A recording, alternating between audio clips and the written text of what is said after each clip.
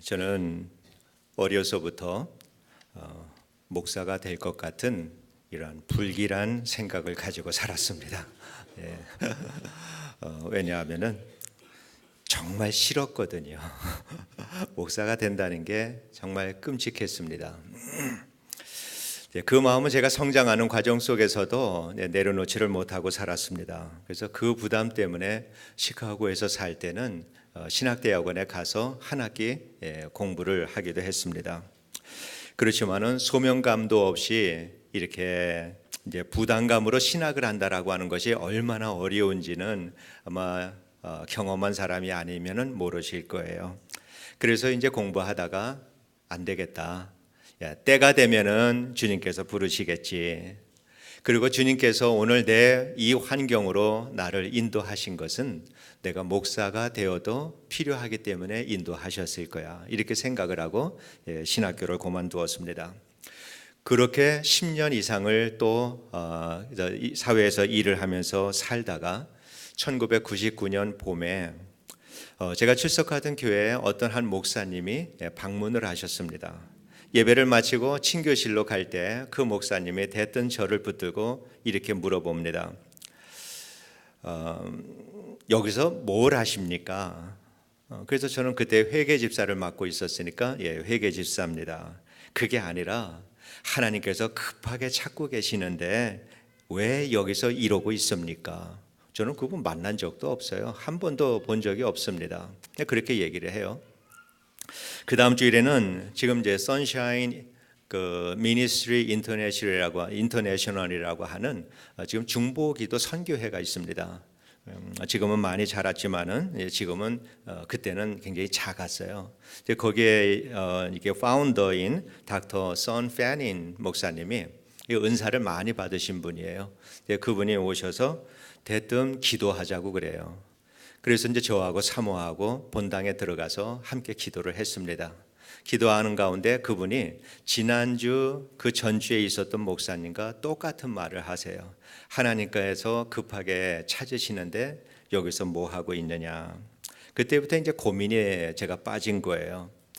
나는 한 번도 듣지 못했는데 자꾸 사람들이 하나님이 나를 급하게 찾는다고 이렇게 말씀하는 걸 제가 들으면서 사무엘이 어렸을 때 하나님의 음성을 분별하지 못했던 것 여러분 아실 겁니다. 그래서 내가 하나님의 음성을 듣지 못하는 것은 아닐까 그렇게 생각을 하고 열심히 기도를 하기 시작을 했습니다. 며칠 되지 않아서 하나님께서는 소선지서들을 통해서 제게 응답을 해 주셨습니다. 소선지서들은 이 모든 말씀들이 타락한 세상에 향하여서 부패한 성전을 향하여서 하나님을 떠난 하나님의 백성들을 향한 그 말씀들이 소선지서에 가득히 기록이 되어 있습니다. 이 소선지서를 읽으면서 급하고 큰 소리로 부르시는 이 주님의 음성을 들었습니다. 제 평생에 그렇게 큰 음성을 마음으로 들었던 적은 한 번도 없고 그때 이후로도 한 번도 없습니다. 이제 그 말씀을 듣고 저는 이제 신학교에 입학을 해서 학교에서 공부하기 시작을 했습니다. 주님께서는 얼마나 제가 신학 공부를 할 때 급하게 인도해 주셨는지 모릅니다. 신학교에 들어가서 이제 한 학기 첫 학기 시작을 하면서 그때는 여러 가지 일 때문에 한 과목만 제가 신청을 했습니다. 그 한 과목 이제 막 시작을 했는데 다른 교회에서 청빙을 저를 했습니다. 그래서 시애틀에 있는 한 교회에 그 담임 재직회에서 저를 청빙하기로 만장일치로 결정을 해서 설교가 뭔지도 모르고 신학이 뭔지도 모르는 이러한 상태에서 담임 전도사가 되었습니다. 이제 그때부터 시애틀에서 목회하고 주중에는 목회 주일날 저녁에는 다시 샌프란시스코로 내려와서 신학교를 다녔습니다. 그래서 계속 비행기 타고 매주 왔다 갔다 시애틀에서부터 샌프란시스코를 다니면서 공부를 했습니다. 신학교 입학하고 졸업할 때까지 2년 6개월이 걸렸습니다. 신학교를 졸업하기만 하는 것에도 대개 4년이 걸립니다. 풀타임으로 해야 4년이 걸립니다. 근데 이거를 여름 특강도 하고 또 많이 신청도 하고 인텐시브 과정이 있으면 그것도 가서 하고 그렇게 해서 2년 6개월 만에 다 마쳤습니다. 학교에서도 현재 목회를 하고 있으니까 1년 동안에 인턴십 하는 것을 면제를 해주고 이 목회를 잘 할 수 있도록 교수들 2사람을 붙여서 제 목회에 코칭을 해줬습니다. 너무나도 학교가 배려를 많이 해줬습니다. 신학교 시절에서부터 목회 안수 받을 때까지 아마 이러한 제 안수 받은 교단에서도 전무후무한 기록입니다. 2년 9개월 만에 신학교 입학하고 목사 안수까지 받았습니다. 통합 측 굉장히 목사 되게 까다로운 교단입니다. 아무도 거기에 대해서 시비하는 사람이 없었습니다. 하나님이 급하게 찾으시니까 급하게 그 길을 열어가시는 것을 여러 번 여러 차례 정말 많은 기적들을 경험하면서 그렇게 안수를 받았습니다. 주님의 부르심을 받고 목회의 길을 들어섰을 때부터 제게는 기도 제목이 있었습니다. 몇 년 동안 지금 10년이 넘게 이렇게 목회를 하면서 제 마음속에 계속 지금도 기도하는 기도의 제목은 뭐가 그렇게 급하셨을까? 이게 제 기도의 제목입니다. 하나님은 뭐가 그렇게 급하셨길래 나를 이렇게까지 불러서 사용하실까? 왜 부르셨을까? 하나님이 급하게 여기시는 것이 무엇일까? 저는 지금도 그것을 발견해 가면서 목회를 하고 있습니다. 저는 목사가 되기 싫어하면서도 또 한편으로는 나는 목사가 되면 이렇게 하겠다라고 하는 것을 생각을 하면서 살았습니다. 그래서 안수 집사가 되면서부터는 구체적으로 그거를 기록을 하기를 시작을 했습니다. 그래서 예전의 노트들을 이렇게 보면은 그 모든 기도 기록들이 한 가지 주제만을 가지고 있어요. 교회 회복이라고 하는 주제입니다. 이 주제에서 떠나지를 않았습니다. 목회하면서부터 또 2년 동안 따로 시간을 내서 미국 교단에서 훈련받고 라이센스를 받았습니다.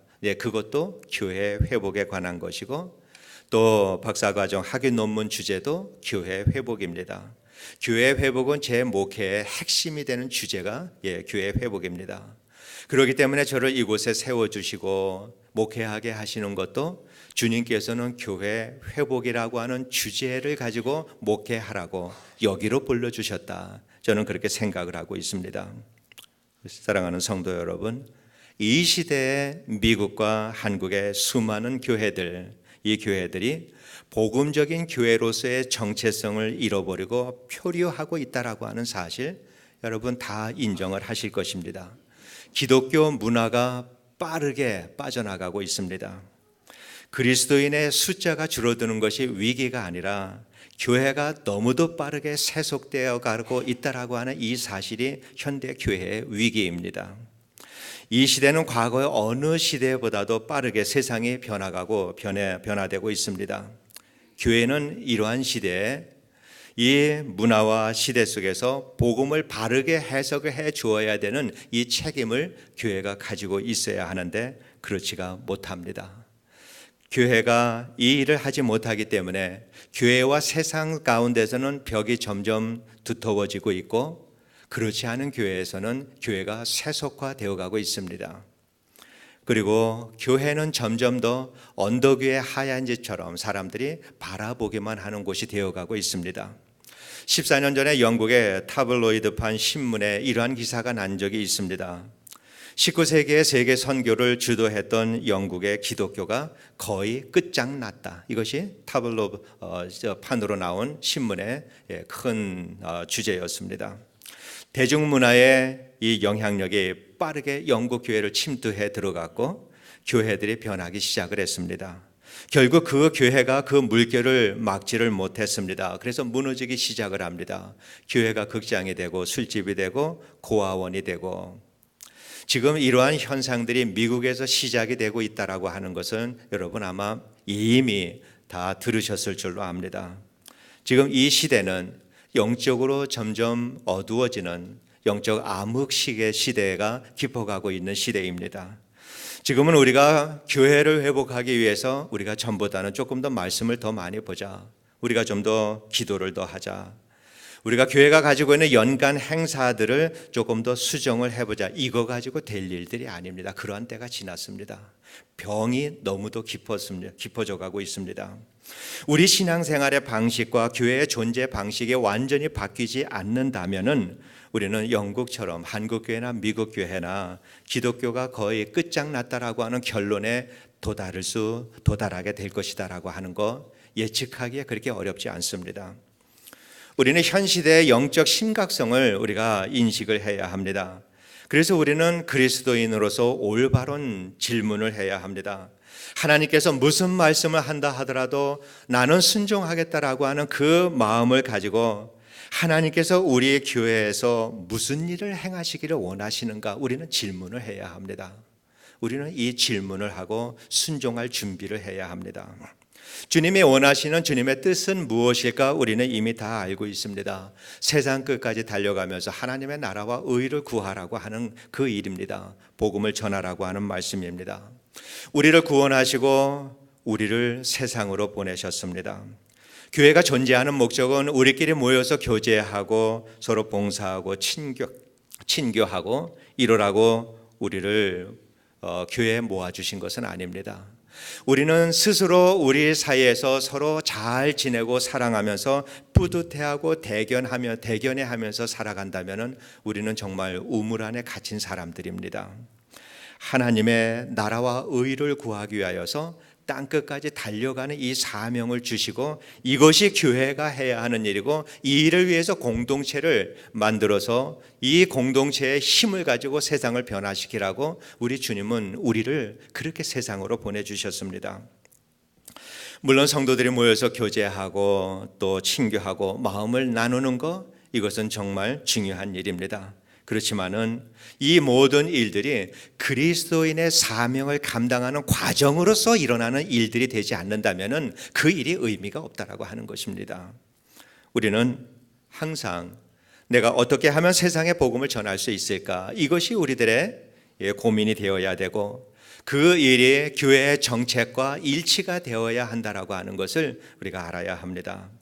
만일 성도 간의 교제와 또 나눔과 사랑이 교회의 문턱을 넘지 못하고 하나님의 말씀이 우리의 그리스도인으로서의 우리의 삶, 우리의 성품을 뚫고 들어가지 못하는 신앙생활을 한다면은 이 시대에 교회들이 가지고 있는 그 문제가 바로 우리들의 이야기다라고 하는 사실을 우리가 인정을 해야 합니다. 하나님께서 세상을 구하라고 우리에게 주신 무기가 있습니다. 이것은 말씀과 기도라고 하는 무기입니다. 아주 강력한 무기입니다. 이미 그것은 시험을 해봤습니다. 우리 주님께서 십자가를 통해서 이 무기를 시험하시고 그리고 모든 악한 세력들을 다 물리치셨습니다. 그리고 우리로 하여금 세상 끝까지 달려가면서 이 무기를 가지고 세상의 복음을 전하라고 우리에게 그 무기를 주셨습니다. 무기는 언제 필요한가? 싸우는 사람이 필요합니다. 그래서 우리는 무기가 필요한 세상으로 나가야 합니다. 이것이 교회가 해야 하는 일입니다. 문 밖에만 나가면 우리는 하나님의 적들을 우리는 만나게 됩니다. 그래서 우리는 우리에게 주신 이 무기를 가지고 그 적들과 싸워서 이기는 경험을 해야 합니다. 나가야 경험을 하지요. 그래서 우리는 이 무기를 가지고 세상 끝으로 달려나가면서 하나님의 말씀과 기도의 능력이 얼마나 능력 있는가라고 하는 것을 우리는 경험을 해야 합니다. 이것을 경험하지 못할 때 우리는 어린 아이들처럼 우리의 신앙은 결코 자라지가 않습니다. 그래서 신앙이 자라지 않는다면 우리는 교회에 함께 모여서 서로의 발목 붙들고 믿음의 성장을 방해하면서 살아갈 수밖에 없는 것, 이것이 우리의 오늘날 교회에서 많이 일어나는 일들입니다. 미국은 청교도 신앙 위에 본래 건국된 이러한 나라입니다. 그렇기 때문에 미국에는 기독교 신앙이 문화가 되어 있었던 그러한 이 나라지만은 그러나 이 미국의 기독교 문화를 버린 지 이미 상당히 됐습니다. 그렇기 때문에 이전에는 사회생활을 하는 사람들이 기독교 이 문화를 갖는 것, 교회 문화와 사회의 문화와 큰 차이가 없었지만은 이미 이 사회가 기독교 문화를 버려버렸는데 교회 문화와 기사회의 문화가 분명히 대조적으로 다르게 보이지 않는다면은 이건 정말 교회의 문제인 것이죠. 우리 교회들이, 우리 성도님들이 이 세상과 대조적인 이러한 모습을 분명히 보이지 않는다면 그 교회와 그 성도는 세속화된 교회, 세속화된 성도다, 이렇게밖에 말할 수가 없는 거죠. 우리는 그러한 세상으로 보냄을 받은 사람들입니다. 보냄을 받았다라고 하는 것은 어디론가 가야 된다라고 하는 의미도 있지만은, 그러나 사람들의 삶 속으로 들어가라라고 하는 이 말씀에 더 무게가 있는 말씀이 세상으로 가라라고 하는 이 말씀에 포함된 의미입니다. 그런데 많은 교회들이 이 일에 실패를 하고 있습니다. 교회가 세상 속으로 들어가기보다는 교회 안에 머물러 있기를 좋아합니다. 그래서 교회 안에 머물면서 서로 교제하고 사랑하고 섬기고, 그러나 분명히 주님께서는 세상으로 나가라고 그랬습니다. 나가라고 그랬습니다. 세상 사람들에게 가서 교회의 문화는 본래 이런 것이다라고 하는 것을 보여주라고, 증거하라고 우리를 세상으로 보내주신 것입니다. 이 일을 하지 않을 때 교회는 성도들끼리, 예수를 믿는 사람들끼리 모여서 지내면서 내부적으로 무너지고 세속화되는 것입니다. 이것이 모든 과정입니다. 그리고 우리는 여러 교회, 여러 성도님들, 다양한 교회의 배경을 가지고 모인 분들입니다. 그렇기 때문에 우리는 나름대로 나는 예전에는 그렇게 신앙생활 안 했는데 이 교회는 좀 다르네, 내가 예전에 했던 거가 더 좋은데 이거는 조금, 이 교회는 좀 다르게 이 모든 것을 하고 있네, 이러한 것들, 여러분 그러한 생각 얼마든지 가질 수가 있습니다. 그러나 우리가 여기에 있는 것은 주님께서 이곳에서 이 시대의 교회가 감당해야 될 그 일을 감당하라라고 우리를 만나게 해주신 것입니다. 주님이 우리를 이 시대에서 감당해야 될, 교회가 감당해야 될 그 일을 하라고 우리를 이렇게 만나게 해주신 것입니다. 그렇기 때문에 우리는 이곳에서 이 시대에 맞는 복음의 문화를 우리가 만들어 가야 합니다. 우리 모인 사람들, 우리 가운데서 이 복음의 문화를 만들어서 세상에 나가서 세상 사람들에게 복음을 전할 수 있는 이 일을 우리가 함께 하라고 우리 주님께서는 우리를 이렇게 불러서 하나가 되도록 만나게 해주신 것입니다. 그래서 교회는 본질적으로 세상으로부터 부름을 받고 다시 소명을 가지고 세상으로 보냄을 받은 사람들이 만든 신앙의 공동체가, 이것이 교회입니다. 그래서 교회는 믿음을 가지고 성령의 인도하심을 확신을 하고 세상에 나가서 복음을 전해야 합니다. 교회는 그 일을 위해서 예수 그리스도 안에서 하나가 되어야 합니다. 우리가 교인들끼리 하나가 되기 위해서 우리는 어디를 가서 단합대를 해야 된다, 무엇을 해야 된다, 여러분 이렇게 해서 우리가 하나가 되는 것은 결코 아닙니다. 무엇을 어디를 가거나 무엇을 해서 우리가 하나가 되는 것이 아니라 주님께서 우리에게 주신 사명을 감당할 때 그 안에서 우리는 하나가 되는 것입니다. 교회에서 하나가 되는 방식은 유일하게 그거 하나밖에 없습니다. 사명을 감당할 때 우리는 하나가 될 수가 있습니다. 우리는 교회로 부름을 받았고 교회에서 사랑하고 섬기고 헌신하고 성경을 배우고 기도를 하고 이러한 영적 훈련을 받고 그리스도인의 삶의 훈련을 하면서 교회의 문턱을 넘어서 우리는 세상으로 가야 합니다. 세상으로 가서 그리스도인의 사명을 우리는 감당하고 살아야 합니다. 교회의 문턱을 넘지 못하는 교회는 세속화되고 맙니다. 결코 그들끼리 모여서 아무리 신앙이 좋은 사람들끼리 모여 있다 하더라도 결코 그 교회는 믿음이 자라지 않을 뿐만 아니라 곧 세속화된다라고 하는 것을 우리가 기억을 해야 합니다. 초대교회는 지상교회의 모범이 되는 교회다라고 우리가 이해를 하고 있습니다. 이렇게 모범이 되는 교회가 왜 모범이 되는 교회였을까? 그들은 사랑하고 나누고 먹을 것과 쓸 것을 서로 공용하고 이랬기 때문에 그러한 그 아름다운 공동체를 만들면서 살았을까? 아닙니다. 그들은 복음을 들고 나갔습니다. 그렇게 복음을 들고 세상 속으로 뛰어 들어갔기 때문에 아름다운 공동체로 만들 수 있었던 것입니다. 교회의 탄생이 어떻게 탄생이 됐어요? 오순절날에 성령께서 모여있던 사람들에게 임했을 때 그들은 그 성령의 임하심을 받고 성전으로, 거리로, 시장으로, 그곳에 세상으로 달려나가서 복음을 전하기 시작을 할 때 거기에서 교회가 탄생이 되는 것입니다. 교회는 사랑, 이 말씀의 공동체, 사랑의 공동체라고 그렇게 말을 합니다. 우리 그리스도인들이 하나님의 말씀이 살았고 생명력이 있는 말씀이다라고 하는 사실, 또 하나님의 사랑을 우리가 이 사랑으로 사랑해야 될 그 사람들, 이것이 교회 안에 있는 사람들이 아니라 교회 밖에 있는 사람들이다라고 하는 것입니다. 여전히 지금도 하나님을 알지 못하고 하나님을 대적하고 우리에게 힘들게 하는 이 사람들이 있는 그곳에서 하나님의 말씀은 생명력이 있는 말씀이다라고 하는 사실과 원수까지도 사랑하라라고 하는 하나님의 그 말씀을 실천할 수 있는 것은 얼마든지 사랑하고 사랑할 수 있는 사람들이 모인 교회 안이 아니라 전혀 다른 사람들, 우리를 욕하고 핍박하는 그 사람들이 있는 세상이다라고 하는 사실입니다. 그래서 우리는 세상 바깥으로 나가지 않고 세상의 사람들에게 복음을 전하지 않고서는 우리는 하나님의 말씀이 생명력 있는 말씀이다, 하나님의 사랑이 온전한 사랑이다라고 하는 것을 우리는 절반도 우리는 체험하지 못하고 그렇게 살아갈 것입니다. 이러한 우리가 질서를, 교회와 영적인 질서를 가지고 살아갈 때 교회가 든든하게 서가고, 그리고 그리스도 안에서 우리는 하나가 되는 것입니다.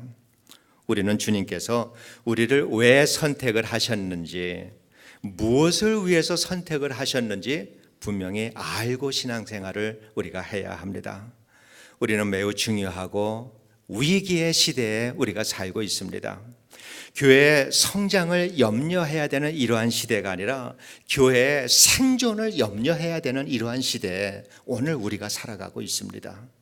세상에 사람이 없어서 오늘날과 같이, 교회에 사람이 없어서 오늘날과 같이 교회가 세속되었는가? 아닙니다. 교회에 남아있는 사람들이 세상을 향하여서 가지 않기 때문에 교회가 세속화되는 것입니다.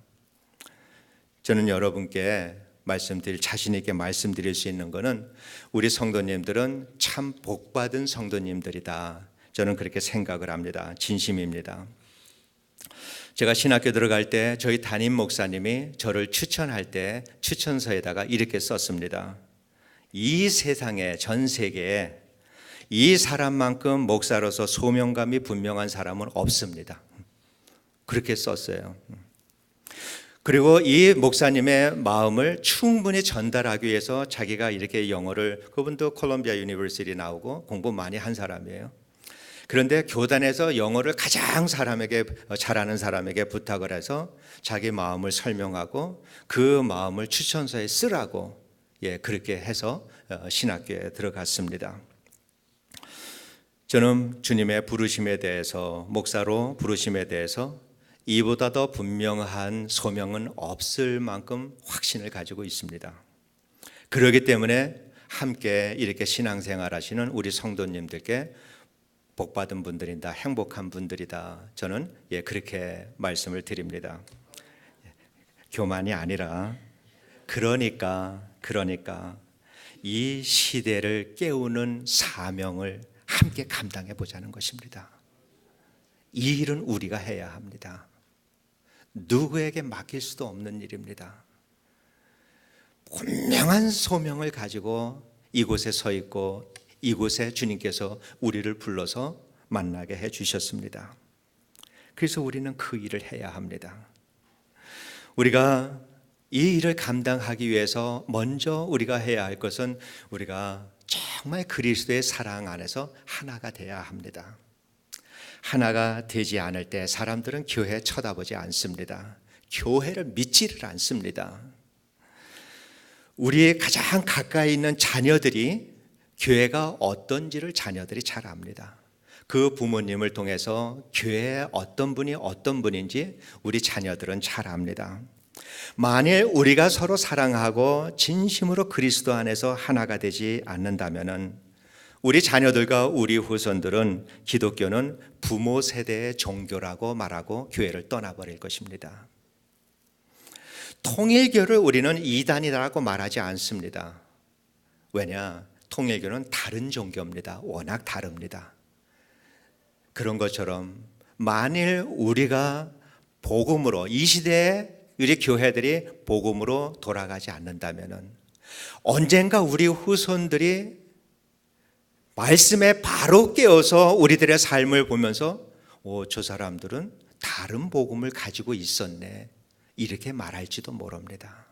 오늘 이 시대가 그만큼 많은 교회들이 복음에서 떠나가고 있다라고 하는 것을 우리가 알아야 합니다. 이 시대의 교회가 변해야 합니다. 우리가 변해야 합니다.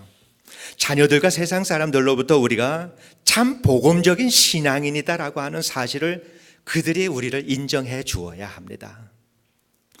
기독교의 하나님의 전능하신 하나님이시고 살아계신 하나님이다라고 하는 것을 그들이 우리들의 삶을 보면서 고백할 수 있어야 합니다.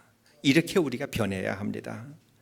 어제도 KBS 9시 뉴스를 보면서 한국에서 동성애가 얼마나 포용적인 태도를 가지고 있는가라고 하는 것을 보면서 마음이 무거웠습니다. 무서운 기세로 번져가고 있습니다. 동성애를 인정하고 동성애를 이해해 주는 사람, 이러한 사람이 지성인으로 취급을 받는 그러한 세상입니다. 그런데 오늘날 이 시대에 가장 무서운 것은 무엇일까? 동성애자들이 무서운 것일까? 아니면 다원주의자들이 무서운 것일까? 아니면은 물질적인 이러한 그 신앙을 가진 이러한 신앙이 무서운 것일까? 우리들에게 가장 무서운 적은 누구일까? 저는 생각할 때 가장 무서운 적은 우리들 자신이다라고 생각을 합니다. 주님께서 세상에 나가라고 하는데 나가지 못하는 우리 자신들이 가장 무서운 적입니다. 세상 일들에 대해서 엄청난 일들이 동성애나 다원주의나 뉴에이지 무브먼트나 이러한 일들이 끊임없이 일어나고 있는데 처음에는 깜짝 놀랐다가 그 다음엔 그러려니 하고 처음에도 또 긴장했다가 또 그러려니 하고 무디어져 가고 분별력이 없어져 가는 우리들의 신앙이야말로 이 시대의 가장 무서운 적이다라고 저는 그렇게 생각을 합니다. 이것이야말로 영적 문둥병으로 점점 죽어가는 이러한 그리스도인과 교회들의 모습이 아닌가 이렇게 생각을 합니다. 저는 2021년에 은퇴를 합니다. 이제 4년 6개월 그렇죠? 그런 정도 시간이 남았습니다. 오늘 제목이 비전 2020입니다. 이것이 안과에서 쓰는 그런 그 용어가 아니고요. 비전 2020, 2020년까지 해야 하는 일들이 있습니다. 이거는 미래를 향한 교회의 터를 닦는 일입니다. 우리는 우리 자녀와 우리 후손들에게 물려줄 만한 교회를 만들어야 합니다. 세상으로 나가서 외칠 만한 이러한 훈련된 믿음의 사람들을 교회가 해야 합니다. 정말 그 일은 중요한 일이고 빨리 해야 하는 일입니다. 그런데 저 개인적으로 봤을 때 시간이 많이 남지를 않았습니다. 그래서 서둘러야 합니다. 저는 주님께서 이 일을 위해서 그렇게 급하게 저를 부르셨다. 저는 그렇게 생각을 합니다. 그 기간이 4년 6개월에 그렇게 짧은 기간은 아니지만은 그러나 긴 기간은 아니지만은 또 짧은 기간도 아닙니다. 이 기간이 우리들의 인생에 우리 모두의 인생에 정말 축복의 기간이 되기를 원하고요. 우리에게 축복의 기간이기 때문에 이 지역사회와 우리 교회의 영향력을 미칠 그러한 모든 사람들과 모든 곳에 축복의 근원이 되는 이러한 교회가 우리 교회가 될 수 있게 되기를 원합니다. 오늘부터 시작해서 몇 주간에 그럼 우리는 어떻게 살아야 될 것인가? 그러면서 오늘날 교회가 잃어버린 것은 무엇이고 교회가 회복할 것은 무엇인가라고 하는 것에 대해서 우리는 그 말씀을 함께 나누려고 합니다. 그래서 이 시대에 우리를 여기에 태어나게 해주시고 여기에 불러 모아주신 그 주님께서 우리에게 주신 이 시대를 깨우는 사명, 교회를 깨우는 사명, 이 일에 우리가 동역자가 되어서 이 일을 우리가 모두가 감당할 수 있도록 우리는 그러한 마음을 가지고 결단하고 이 일을 우리가 해나가야 될 줄로 믿습니다. 오늘 이 시대의 모든 것들, 교회, 우리 손에 달려 있습니다. 요엘 선지자와 동시대를 살았던 호세아 선지자는 하나님의 진노가 물 붓듯이 부어질 것을 예언을 했는데 그 예언이 예수 그리스도 안에서 다 부어졌습니다. 하나님의 심판이 그에게 다 부어졌습니다. 이제는 그 예수 그리스도 안에서 하나님이 큰 능력으로 성령을 모든 사람들에게 부어주시기를 원하시는데 누구를 통해서? 우리들의 삶, 우리들의 발걸음을 통해서 이 일을 우리가 감당을 해야 합니다. 그래서 우리는 그것을 꿈꾸고 그것을 비전으로 삼고 우리는 살아야 합니다. 그래서 우리는 담대하게 세상으로 나가야 합니다. 나는 약하나 주님은 강하다. 나는 정말 보잘것이 없지만은 그러나 주님이 나를 붙들 때 주님은 세상을 변화시키고 교회를 변화시킨다라고 하는 이 분명한 믿음을 가질 때 우리는 주님의 그 크신 은혜를 더불어서 우리는 이 시대를 깨우는 일, 이 시대의 교회를 깨우는 그 일을 우리는 감당하게 될 줄로 분명히 믿습니다. 그래서 우리는 세상으로 나가야 합니다. 꿈을 가져야 합니다. 그리고 무엇보다도 우리는 변해야 합니다. 우리가 변하면 교회가 살고 또 우리도 살고 우리의 자녀와 자손들도 삽니다. 그러나 우리가 변하지 않으면 교회도 죽고 우리 믿음도 죽고 우리의 자녀와 자손들의 영적인 것이 다 죽어버리고 맙니다. 우리가 그러한 결심을, 거룩한 결심을 하고 내가 세상을 변화시키리라, 내가 주님의 쓰임을 받고 내가 살아가는, 오늘 내가 이 땅에 살아가는 것이 시대를 깨우라라고 하는 시대적인 사명을 내게 주심을 우리는 분명히 믿고 내가 이 일을 감당하리라. 여러분, 우리 모두가 한결같이 이 비전과 꿈을 가지고 살아갈 때 우리 주님께서는 우리를 통해서 놀라운 일을, 우리가 상상할 수도 없는 놀라운 일을 주님께서 해 나가시리라. 저는 그렇게 분명히 믿습니다. 우리에게는 소망이 있습니다. 주님이 우리 가운데 있고 저와 여러분이 그 꿈을 가지고 있기 때문입니다. 주님께서 주신 이 꿈과 비전, 우리가 마음 한가운데, 우리의 삶 한가운데 붙들고 살아가면서 시시한 그리스도인으로 살아가는 것이 아니라 정말 역량 있는 그러한 그리스도인으로, 주님이 쓰실 만할 때 들어서 쓸 만큼 준비된 그리스도인으로 그렇게 살아가면서 이 어두운 세상을 밝혀나가는 일에 우리가 크게 쓰임받는, 그래서 모일 때마다 우리는 예수 그리스도의 사랑 안에서 하나가 되고 진심으로 사랑하고, 그렇게 함으로 우리가 서로 힘을 얻고 용기를 얻어서 다시 한번 세상에 흩어져서 다시 세상을 변화시켜 나가고, 이것이 우리 교회가 하는 일이 될 수 있게 되기를 원합니다. 주님의 한빛교회, 말 그대로 주님의 큰 빛이 되는 이러한 사명을 감당하는 교회가 되기를 주님의 이름으로 축원드립니다. 기도하겠습니다. 아버지 하나님, 은혜를 진심으로 감사를 드립니다. 하나님, 우리에게 꿈과 비전을 주셔서 세상을 변화시키고 주님의 몸된 교회를 회복시켜 나가는 이 일에 쓰임받을 수 있는 귀한 종들 되게 해주시고, 시시한 그리스도인으로 살아가는 것이 아니라 영력 있고 역량 있고 능력 있는 그리스도의 군사로 살아갈 수 있도록 성령께서 도와주시고, 나도 그렇게 한번 살아보겠다라고 하는 그 마음을 갖게 해주셔서 그 거룩한 마음 때문에 우리 주님의 한빛교회가 이 주에 있는 여러 교회와 세상의 사람들에게 소망을 줄 수 있는 축복의 근원이 되는 교회가 되게 하여 주옵소서. 예수님 이름으로 기도드리옵나이다. 아멘.